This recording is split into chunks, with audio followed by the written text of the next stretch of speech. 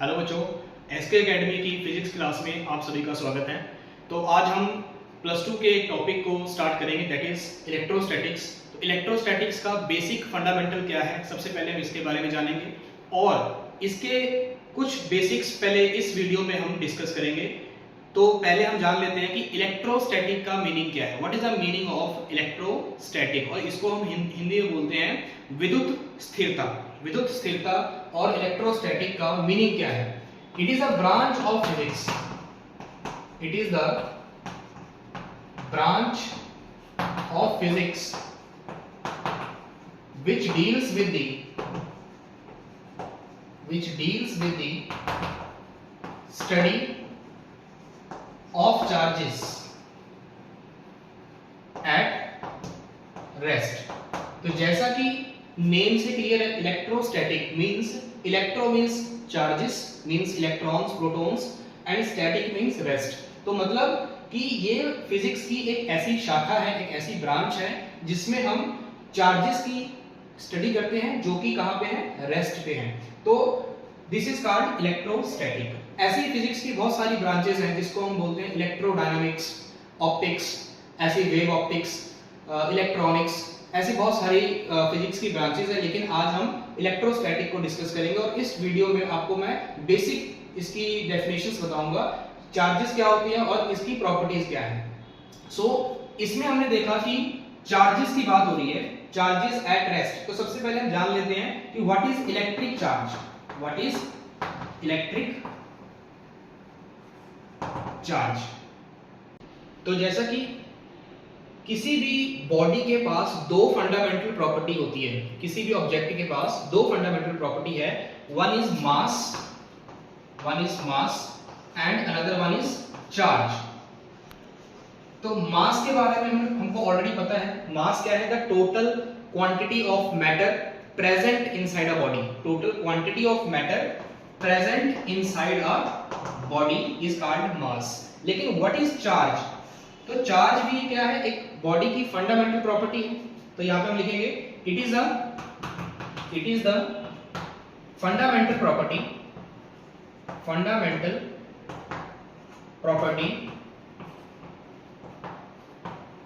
of an object by which it acts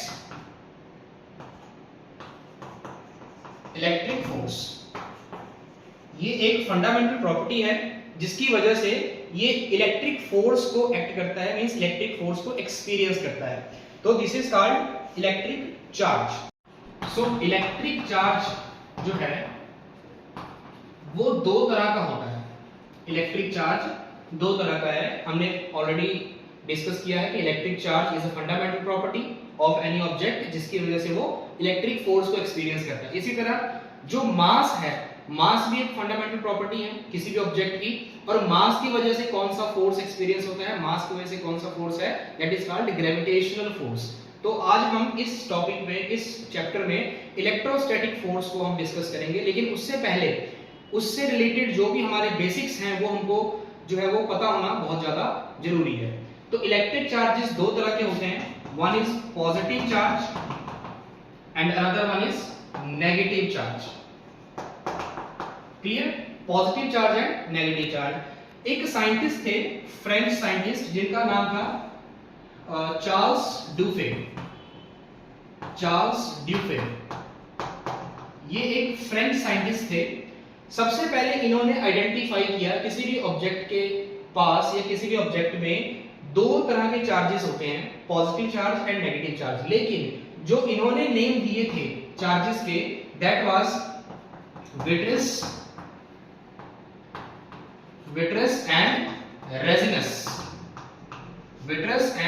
resinous. ये दो उन्होंने नेम दिए थे चार्जेस के। लेकिन बाद में सर बेंजामिन फ्रैंकलिन आए।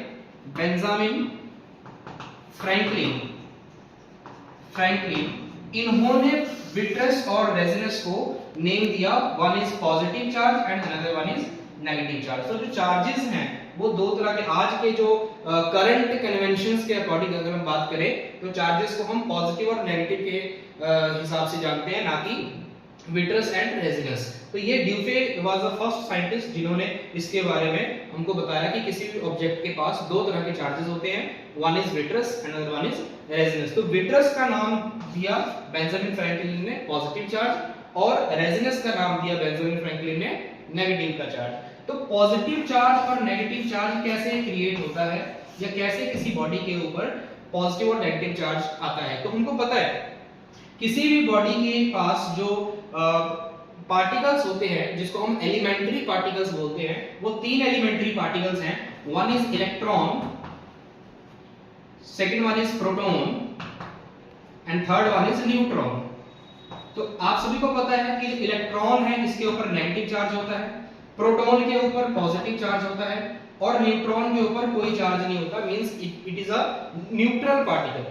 तो वही हम बात करें इलेक्ट्रॉन और प्रोटॉन की, तो जैसा कि थॉमसन एटॉमिक मॉडल में या फिर रदरफोर्ड एटॉमिक मॉडल में हमने डिस्कस किया था कि एक एटम है, एक एटम के सेंटर में जो न्यूक्लियस है उसके अंदर पॉजिटिव चार्ज है और जो इलेक्ट्रॉन्स हैं जिनके ऊपर नेगेटिव चार्ज है, they are revolving around the nucleus, they are revolving around the nucleus. तो बेसिकली किसी भी बॉडी के ऊपर पॉजिटिव चार्ज और नेगेटिव चार्ज कैसे आता है और कोई बॉडी न्यूट्रल कैसे होती है, सबसे पहले हम ये जान लेते हैं।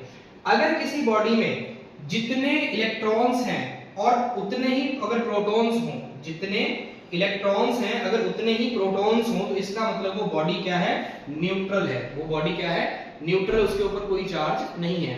लेकिन अगर उसके पास एक्सेस में इलेक्ट्रॉन्स हों, एक्सेस में इलेक्ट्रॉन्स हो, तो इसका मतलब उस बॉडी के ऊपर नेगेटिव चार्ज आ जाएगा। उस बॉडी के ऊपर क्या होगा, नेगेटिव चार्ज। अगर उस बॉडी के ऊपर इलेक्ट्रॉन्स की कमी हो जाए, लैक ऑफ इलेक्ट्रॉन्स, देन उसके पास पॉजिटिव चार्ज आ जाएगा। तो अब हम ये डिस्कस करते हैं कि कोई भी बॉडी है उसके ऊपर पॉजिटिव चार्ज कैसे आता है और नेगेटिव चार्ज कैसे आता है।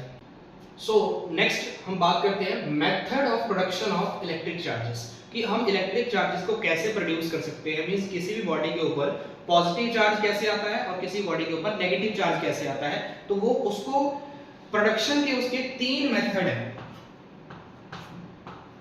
इलेक्ट्रिक चार्जेस के प्रोडक्शन के टोटल तीन मेथड है। फर्स्ट इज बाय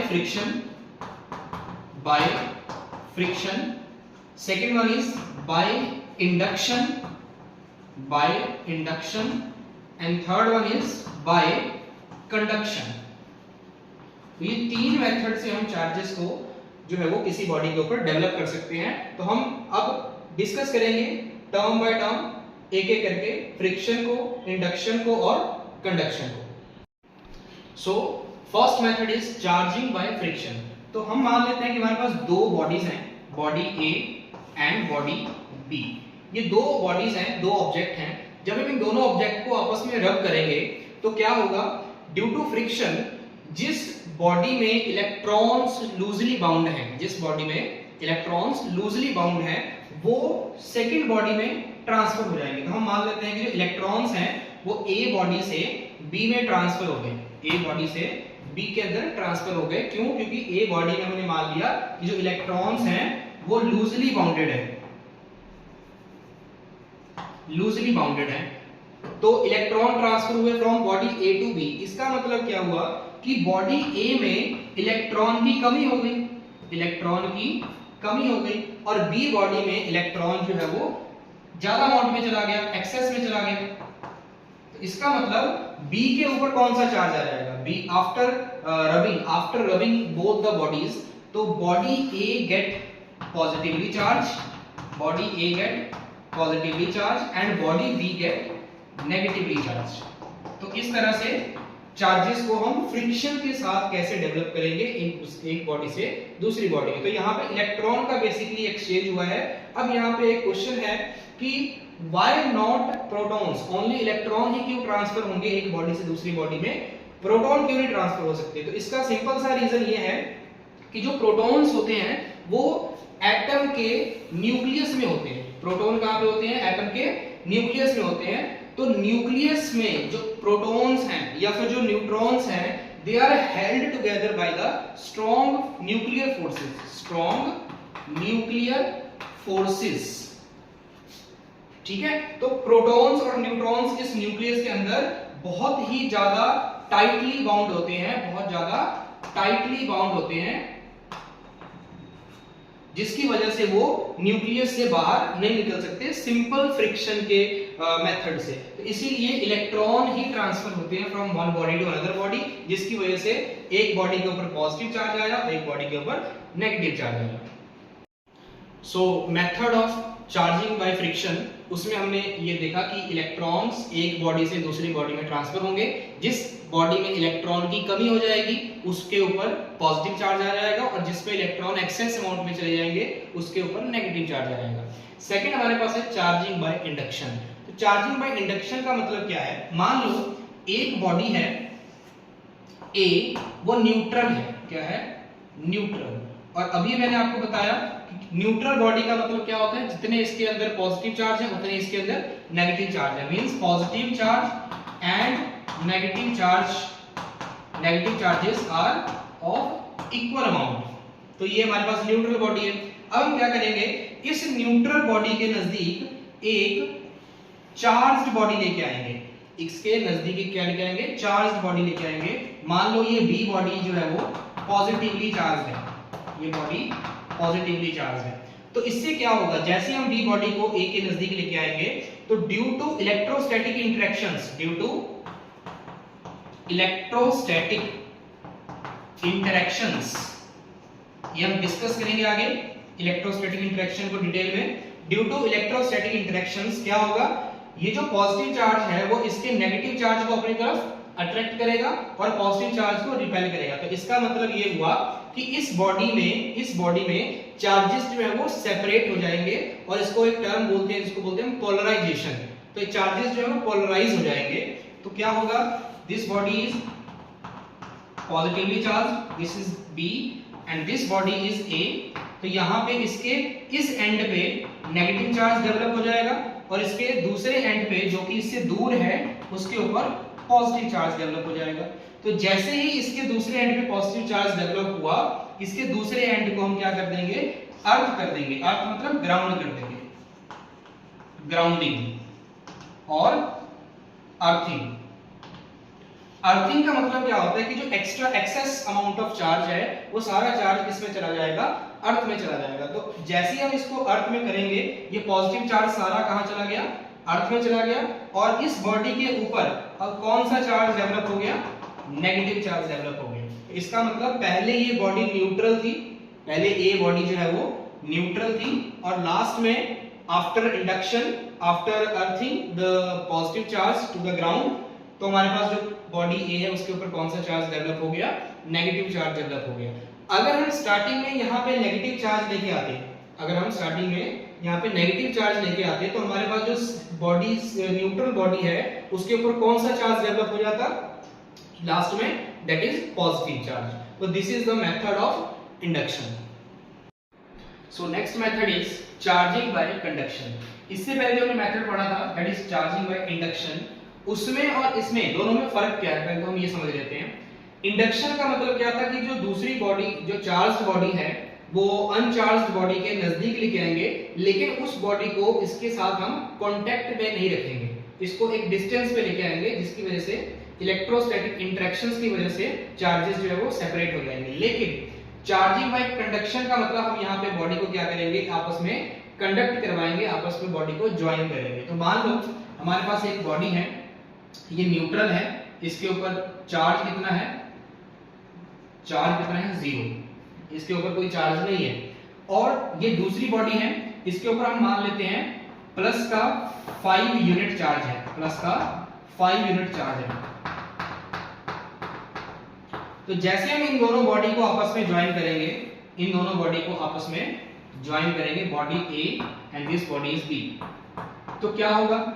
इसके ऊपर प्लस का चार्ज है, इट मींस इसके ऊपर प्लस का चार्ज है, इसका मतलब ये हुआ कि इसमें इलेक्ट्रॉन्स की कमी है, इसमें इलेक्ट्रॉन की कमी है। अब इसके ऊपर क्या है? चार्ज 0 है। 0 का मतलब क्या है? इसके ऊपर पॉजिटिव चार्ज और नेगेटिव चार्ज, दोनों का मैग्नीट्यूड जो है वो इक्वल है, दोनों का मैग्नीट्यूड क्या है? सेम है, अमाउंट दोनों का इक्वल है। लेकिन जैसे ही हम इन दोनों को कांटेक्ट में लेके आएंगे तो इलेक्ट्रॉन का ट्रांसफर स्टार्ट हो जाएगा from one body to another body, from one body to another body. तो अगर हम देखें इन दोनों का कंपैरिजन करें तो किसमें इलेक्ट्रॉन्स जो है वो ज्यादा अमाउंट में है, तो इस बॉडी में इलेक्ट्रॉन्स जो है वो ज्यादा अमाउंट में है। क्यों ज्यादा अमाउंट में है? क्योंकि इसके ऊपर पॉजिटिव चार्ज है, इसमें इलेक्ट्रॉन की कमी है, मींस इसको इलेक्ट्रॉन्स चाहिए। तो इलेक्ट्रॉन कैसे चाहिए? तो ये बॉडी बी बॉडी ए को इलेक्ट्रॉन ट्रांसफर करेगा। तो जैसे ही इलेक्ट्रॉन ट्रांसफर करेगा तो इसके ऊपर जो चार्ज है पॉजिटिव चार्ज डिक्रीज होना स्टार्ट हो जाएगा और इसके ऊपर पॉजिटिव चार्ज बढ़ना स्टार्ट हो जाएगा। क्यों? क्योंकि इसके अंदर से इलेक्ट्रॉन ट्रांसफर हो रहे हैं बॉडी ए में। क्लियर? अब बॉडी ए में इलेक्ट्रॉन ट्रांसफर हो रहे हैं, इट मींस क्या है कि बॉडी बी में, ये जो बॉडी बी है इसके पास जितने इलेक्ट्रॉन्स थे पहले, अब उतने इलेक्ट्रॉन्स नहीं है, अब वो इलेक्ट्रॉन कुछ जा चुके हैं किसमें? बॉडी ए में। इट मींस इसमें इलेक्ट्रॉन की कमी हो गई। अब इसमें इलेक्ट्रॉन की कमी हो गई, इसका मतलब ये पॉजिटिव चार्ज हो गया। इसके ऊपर पहले से ही पॉजिटिव चार्ज था, कुछ इलेक्ट्रॉन इसने गेन कर लिए, तो इसके ऊपर भी पॉजिटिव चार्ज ही रहेगा, लेकिन पहले जितना पॉजिटिव चार्ज ले रहेगा उससे थोड़ा सा कम हो जाएगा, तो इसके ऊपर भी पॉजिटिव चार्ज ही आएगा। तो अगर हम कैलकुलेट करें कि इन दोनों के ऊपर पॉजिटिव चार्ज कितना क्रिएट हुआ, तो हम क्या कर लेंगे, इन दोनों का एवरेज कर लेंगे। इन दोनों का एवरेज कैसे आएगा? 5 + 0 / 2 दैट इज 2.5 यूनिट्स। इसके ऊपर भी प्लस का 2.5 यूनिट चार्ज आया और इसके ऊपर भी प्लस का 2.5 यूनिट चार्ज आया। क्लियर? तो ये इन दोनों के ऊपर पॉजिटिव और पॉजिटिव चार्ज क्रिएट हो गया। अब इसमें समझने वाली बात यह है कि मेथड ऑफ कंडक्शन में जो बॉडी को हम कंडक्ट करेंगे, अगर मान लो इसका नेचर पॉजिटिव चार्ज है, तो इसका जो एंटीबॉडी होगा, मतलब ये दूसरा जो ऑब्जेक्ट होगा, इसके ऊपर भी पॉजिटिव चार्ज ही डेवलप होगा।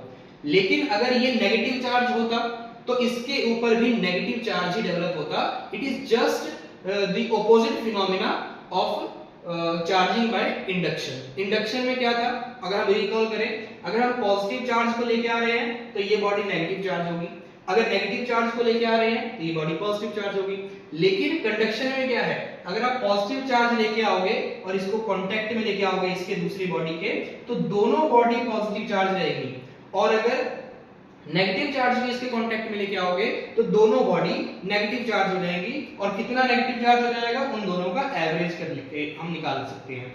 तो इसमें जरूरी नहीं है कि इनिशियल ये बॉडी जो है वो न्यूट्रल हो। इनिशियल अगर ये बॉडी कोई चार्ज है तो हम अब चेक करेंगे कि दोनों के ऊपर कौन सा चार्ज आया by calculating the average. So these are the three methods of developing of charge. इसके बाद जो चार्जेस हैं उनकी प्रॉपर्टीज क्या हैं वो हम नेक्स्ट वीडियो लेक्चर में डिस्कस करेंगे। आई होप आपको ये लेक्चर आज का अच्छा लगा और इसको आप अच्छे से इसके नोट्स बनाओगे, और हमारे चैनल के ऊपर अगर आप नए हो तो इसको लाइक करें एंड सब्सक्राइब करें। Thank you.